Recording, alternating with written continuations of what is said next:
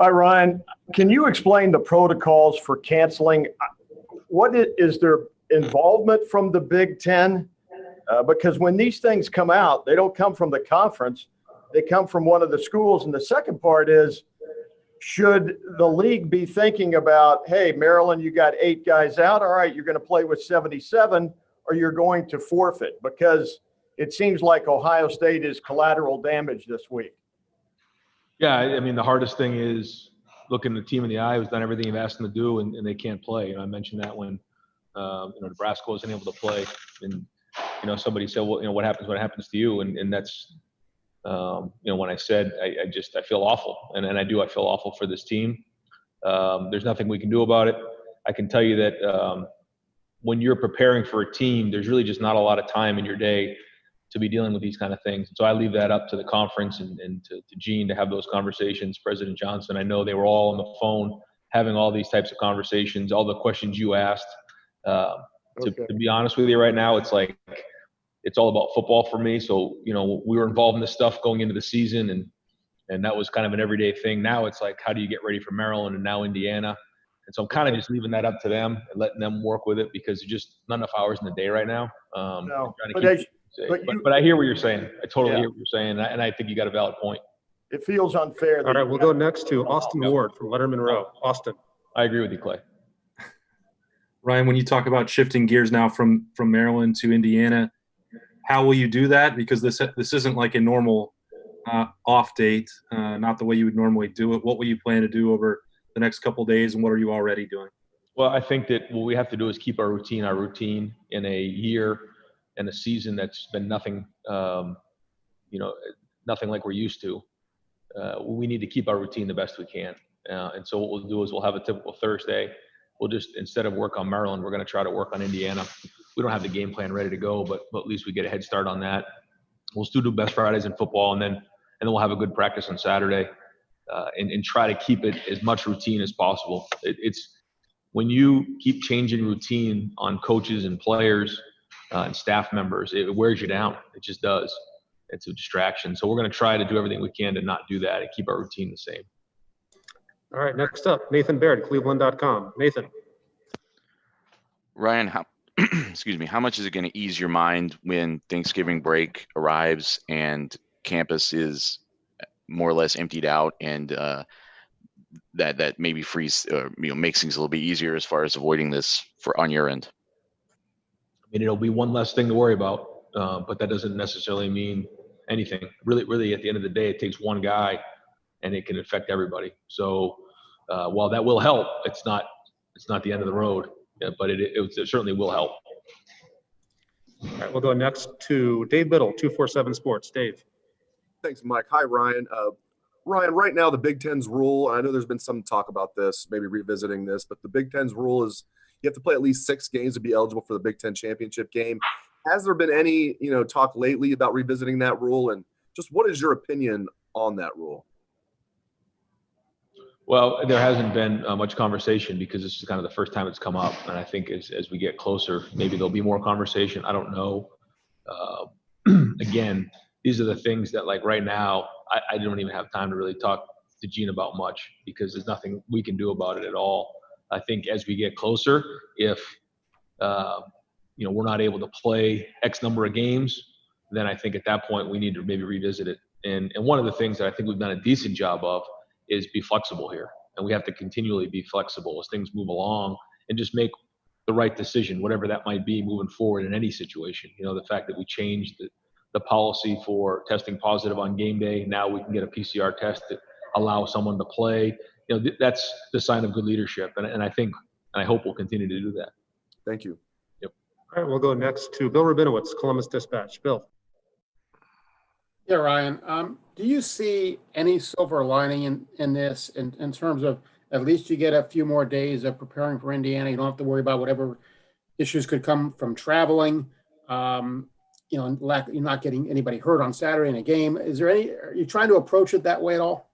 I mean, I guess those would be the few positives to it. We're very disappointed that we're not playing this weekend. But yeah, I mean, if you're going to look at the positives, it's an opportunity for our guys to continue to rest and heal, although we haven't played very much football.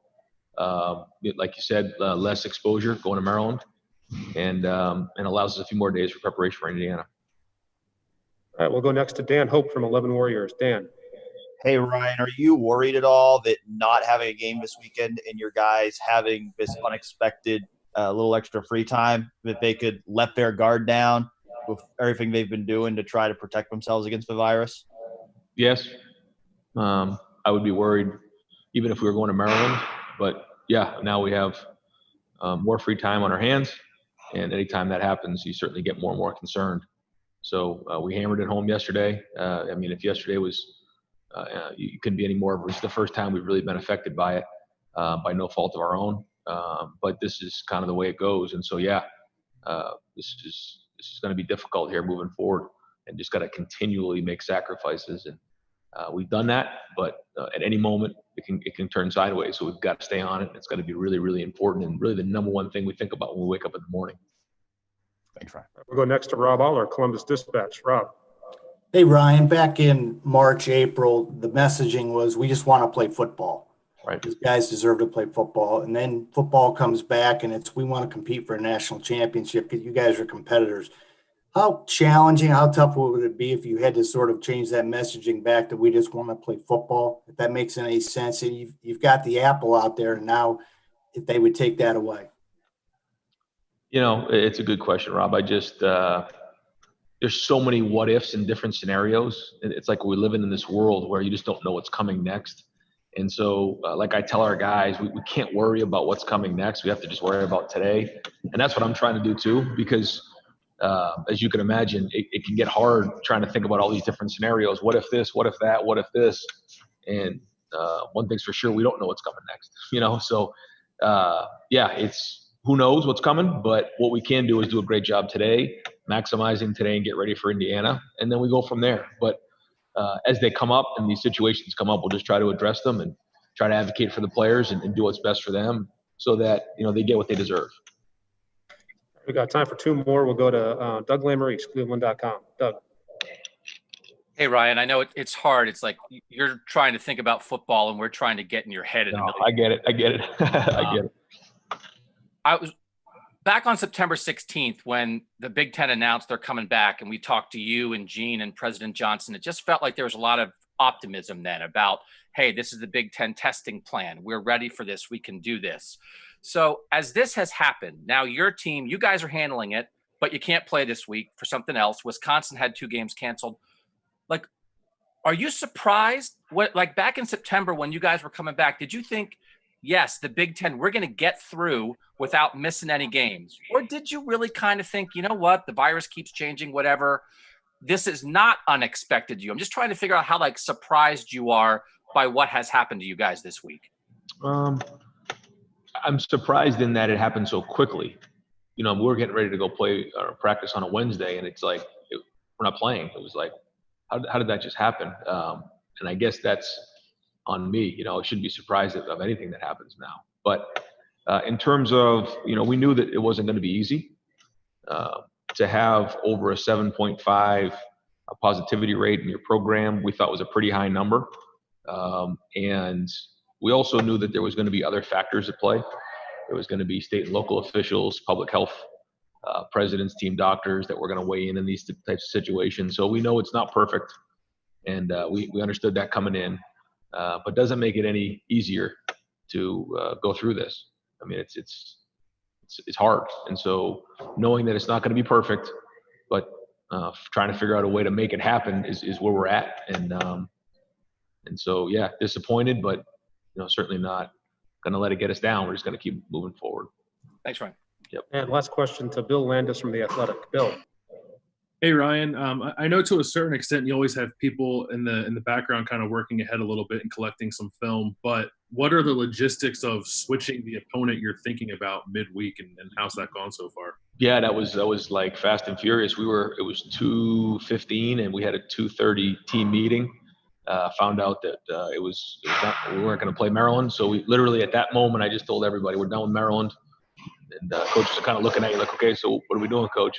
So we just kind of went out there, had a good practice, and we were just working on fundamentals, base plays against base defenses. And then all of our attention last night and today went to Indiana. And we're not going to have the game plan ready to go by the end of the day today, but we're going to try to start implementing some of the ideas and introducing, the offense and defense to both sides of the ball, and just try to do a good job of getting ahead of these guys. Anything we do right now is a bonus anyway, which is great. Don't waste time. We want to make sure we're giving them good, accurate things. Thanks.